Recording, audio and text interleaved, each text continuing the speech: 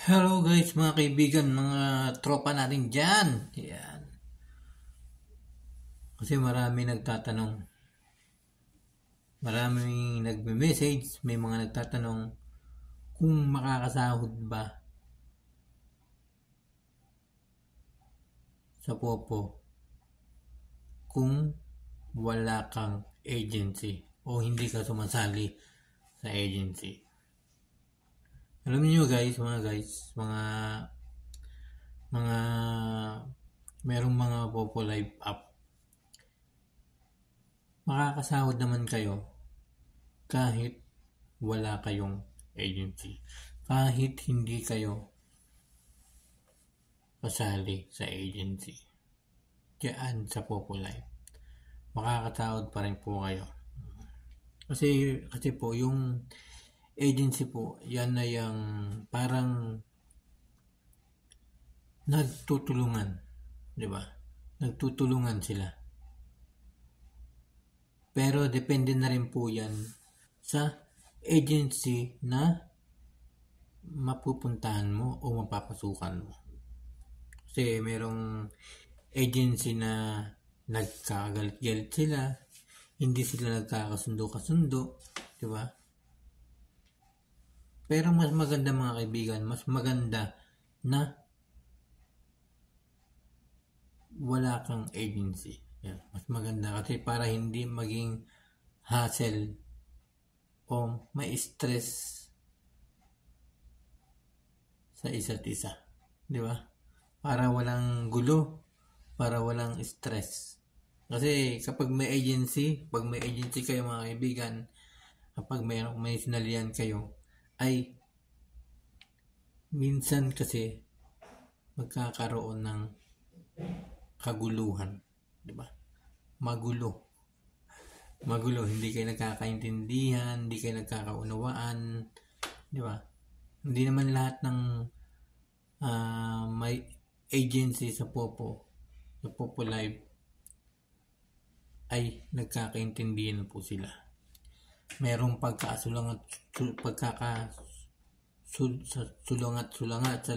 salungat ang mga ginagawa nila, di ba? Ang mga ginagawa. Kaya mas maganda kung sasali po kayo sa agency sa Popo Live, ay pipiliin po niyo yung karapat-dapat na salihan na agency. Parang mag-observation muna kayo bago kayo sumali sa agency. Hanap po kayo ng leader na talagang matutulungan po kayo ng inyong pinaka-leader sa agency. Di ba? O lahat ng mga member ng agency na papasukan ninyo.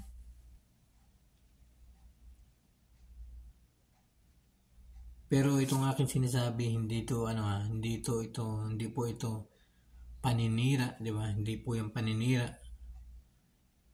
Advice lang po yan, mga kaibigan. Advice lang po para kapag sumali kayo sa agency ay alam nyo na ang inyong mga gagawin. Di ba? Alam nyo na ang inyong mga dapat gawin. Kasi sa agency po, sa Popo Live, hindi po madali makalabas dyan. Hindi ka, kunyari pumasok ka mali ka sa agency nila, hindi madali na ma-release ka nila. Hindi madali. Kaya dapat pag-iisipan muna ninyo ng matagal o pag-aaralan kung karapat dapat nga na ikaw ay sumali sa isang agency. Diba? Pero kahit naman hindi ka sumali sa agency o wala kang agency, ay makakasahod ka pa rin yan. Kasi nasa diskarte mo yan. Kung paano ka makakasahod. Gamit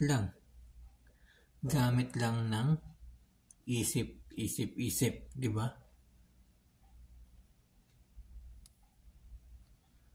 Kaya ako, mas gusto ko talaga na walang agency.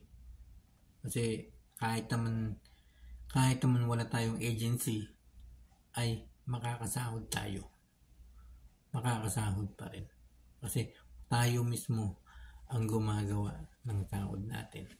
Nagpapakapuyat, nagpapakainit sa solo live para magkaroon po tayo ng sahod. Di ba? Gumagawa ng paraan para maabot natin yung 1 hour at yung 2 oras na tax na binibigay ni Popo, ni PL. Kaya sa mga gustong sumali sa agency, mag-isip-isip muna at obserbahan niya muna ninyo kung karapat dapat niyang salihan ang isang agency. Ito pong video na to ay ginawa ko para po sa inyong lahat, para mapag-isipan nyo kung karapat dapat nga bang salihan ang isang agency. Kasi hindi po talaga madaling makalabas kapag nakasali ka na sa agency nila. Kaya maraming salamat po sa inyo lahat.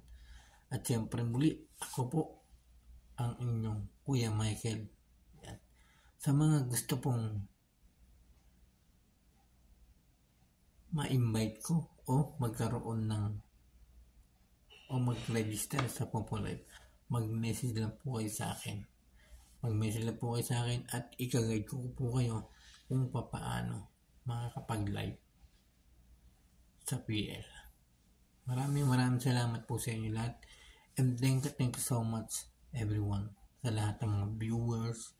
Yan, huwag niyo po sanang i-skip yung ating ads. Yan, para makaipon po tayo ng pangtulong natin sa mga kaibigan natin. Diba? Sa mga kaibigan natin mahihirap. Kaya maraming salamat po sa inyo lahat. And thank you so much everyone. Maraming salamat po. Huwag niyo po sanang kalimutan, follow niyo po yung aking page, Michael Villegas House. Yan po yung aking Facebook. Maraming salamat po sa inyo lahat.